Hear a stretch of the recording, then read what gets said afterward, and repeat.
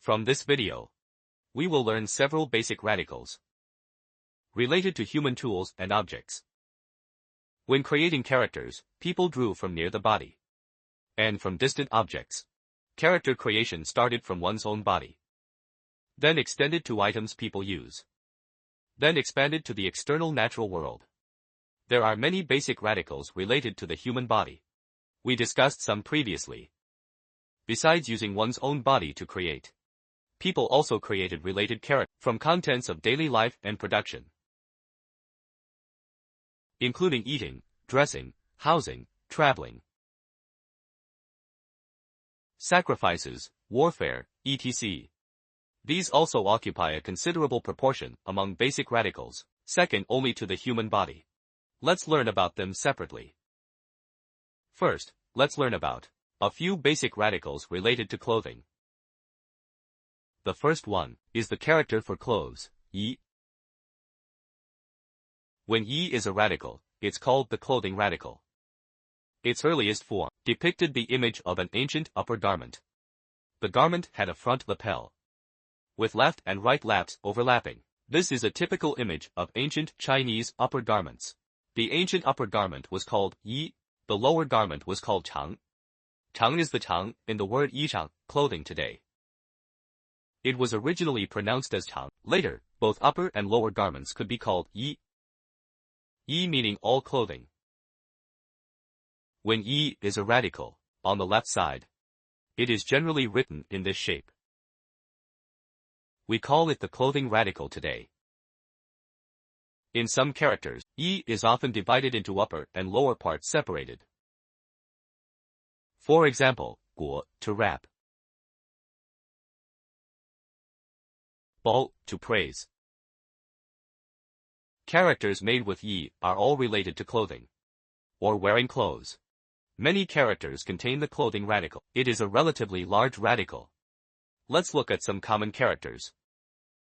Chen, lining, shan, shirt for the upper body, ku, trousers for the lower body, including xiu, sleeve, on clothes, qun, skirt worn by girls, wa, socks worn on feet.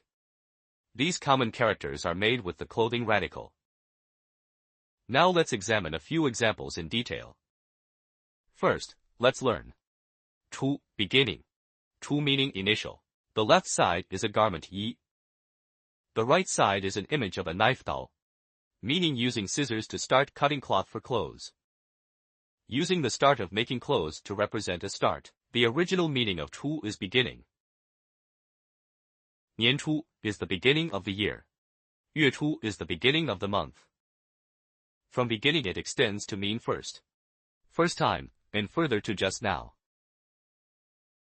E.g., chu yi is the first day of the month. Now let's learn an idiom related to chu. Everyone is very familiar with it. It is chu chu mao lu. This is a story from Romance of the Three Kingdoms. In the late Eastern Han Dynasty, Zhuge Liang lived in seclusion in Longyong. Liu Bei visited his cottage 3 times. Mao lu was where Zhuge Liang lived, meaning a thatched house. After Zhuge Liang emerged, his first plan was to burn Xinya, defeating Xiahou Dun's army. Romance of the Three Kingdoms writes. Let's have a look. At Baoang, we faced the enemy using fire attack, directing effortlessly, chatting and laughing. Enough to shock Lord Chao's courage. First achievement after leaving the thatched cottage. Chu chu mao lu means just having left the thatched cottage. Later, it came to refer to young people, just entering society with little social experience. Next, let's learn the character cháng. Cháng was pronounced as cháng in ancient times. It is a phonosemantic compound character. The top part shang indicates the sound. The bottom part yi indicates it is a type of clothing. The original meaning of cháng is lower skirt, the skirt worn on the lower body. Ancient noblemen, like women, also wore skirts on the lower body. This character had another form in ancient times, which was cháng. cháng meaning often, frequently. The bottom part jin also means clothing or cloth. Later, cháng was borrowed to mean often, frequently. So the meaning of lower skirt was written with yi added below, becoming the cháng we use today. Note this character was pronounced cháng in ancient times. There is a famous ancient tune called 霓裳羽衣曲. 羽衣 means clothing made of feathers. 霓 means rainbow. 霓裳 means skirt made of rainbow colors. Here, 羽衣 and 霓裳 describe the clothing worn by immortals very beautiful. In 霓裳, the pronunciation should be cháng. Next, let's talk about characters where yi is split and combined with other characters. First, let's look at guo, to wrap.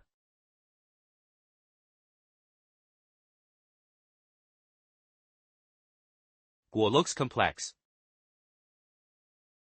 but it's simply guo placed inside yi. Why does this structure appear? Why was it created this way? Look at the form of yi. Its earliest image was empty in the middle. So other characters could be placed inside to create new characters. Yi means clothing. Guo indicates the sound. The original meaning of guo is to bind, to wrap up. Meaning to wrap something with clothing. Guo can also be understood as after wrapping something up. It becomes round like the shape of a fruit guo.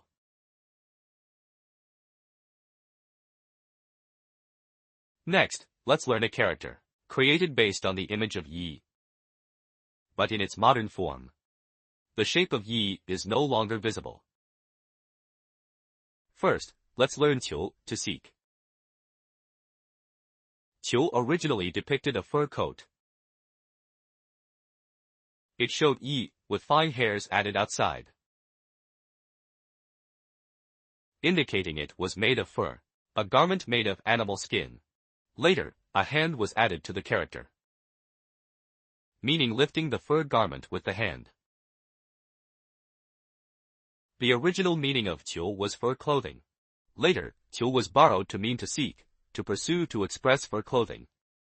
A new character was created by adding yi below qiu, indicating it is a garment, becoming the character qiu, fur coat. Now let's learn an idiom related to qiu. It is 积腋成裘.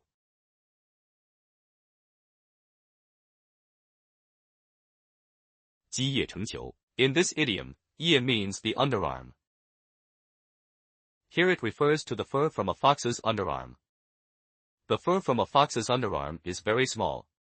Making a fur coat requires much fur. So to make one fur coat, you need many such foxes. This idiom metaphorically means many littles make a mickle. Gathering very small things together results in something large. Next, let's learn zu, soldier. Zu also evolved from the character yi. Its earliest form also depicted a garment. But at the very bottom of this garment, a mark was added, indicating the garment had a mark. This was the clothing worn by ancient slaves.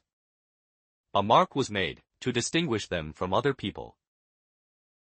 The original meaning of zu was the marked clothing worn by ancient slaves. Later, it specifically referred to government runners or soldiers wearing uniformed clothing, or soldiers. 守兵, 卒, 士, 卒 all mean soldiers. 走卒, 狱卒 mean runners or attendants. 卒 also means end and death. This is a borrowed meaning. 生卒年 means a person's dates of birth and death. 卒 here means death.